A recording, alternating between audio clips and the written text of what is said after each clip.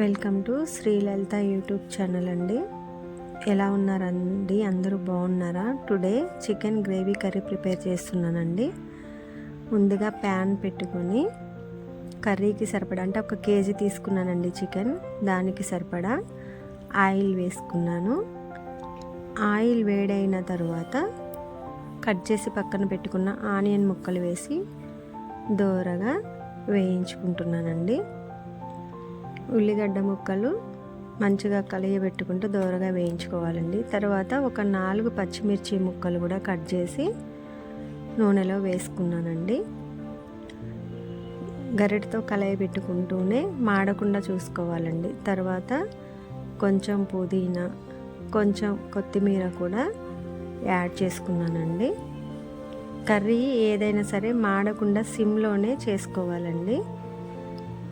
ఇక చూసారు కదా, ఉల్లిగడ్డ, పచ్చిమిరపకాయలు, పుదీనా, కొత్తిమీర కూడా మంచిగా కలయి పెట్టుకుంటూ మాడకుండా చేసుకోవాలండి. తర్వాత కొంచెం మరాఠీ మొగ్గ, చెక్క, బిర్యానీ ఆకు కూడా తాలింపులో వేసుకున్నానండి. మాడకుండా గరిటతో కలయి పెట్టుకుంటూ సిమ్లోనే ఉడికించుకోవాలండి. తర్వాత కొంచెం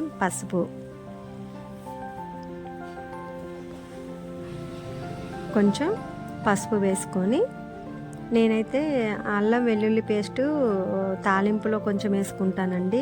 చికెన్ మ్యాగ్నేట్ చేసుకుంటానికి కూడా వేసుకుంటాను. ఎప్పుడైనా ప్రతి వీడియోలో చూస్తున్నారు కదండి, చికెన్లోనే ఉప్పు, కారం, పసుపు, అల్లం వెల్లుల్లి పేస్టు వేసి మ్యాగ్నేట్ చేసి పక్కన పెట్టుకుంటానండి ఎప్పుడు.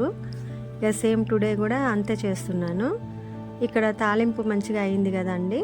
ఇప్పుడు మనం మ్యాగ్నేట్ చేసి పక్కన పెట్టుకున్నటువంటి చికెన్ కూడా వేసానండి తాలింపులో. మంచిగా మాడకుండా గరిటెతో కలవబెట్టుకొని సిమ్లోనే ఉడికించుకోవాలండి. అయితే ఇలా కలుపుకోవటం వల్ల ఏమవుతుందంటే అండి, ముక్కలకి కారం, ఉప్పు పడుతుందండి. పచ్చివాసన అనేది లేకుండా ఉంటుంది. డైరెక్ట్గా చికెన్ ఒక్కటి తాలింపులో వేసేసి ఉప్పు, కారం అలా వేస్తే ముక్కలకి పట్టదండి. ఇలా మ్యాగ్నేట్ చేసుకుంటే ముక్కలకి పట్టి మంచి రుచి వస్తుందండి. ఇప్పుడు ఒక 3 నిమిషాలు ఉడికిన తర్వాత నేను కేజీకి ఒక 4 టమాటాలు తీసుకున్నానండి. ఎందుకంటే మనం గ్రేవీ కర్రీ అనుకున్నాం కాబట్టి గ్రేవీ రావడం కోసం 4 టమాటాలు కట్ చేసి వేసుకున్నానండి. అయితే బగారా రైస్లో కొంచెం సాల్ట్ వేసుకున్నాను కాబట్టి కూరలో కూడా కొద్దిగా వేసుకున్నానండి. ఒకవేళ మనకి సరిపోతే లాస్ట్కి కలుపుకోవచ్చు. కొంచెం 1 స్పూన్ కొబ్బరి పొడి వేసానండి. మరీ ఎక్కువ వేసుకుంటే టేస్ట్ పోతుందండి.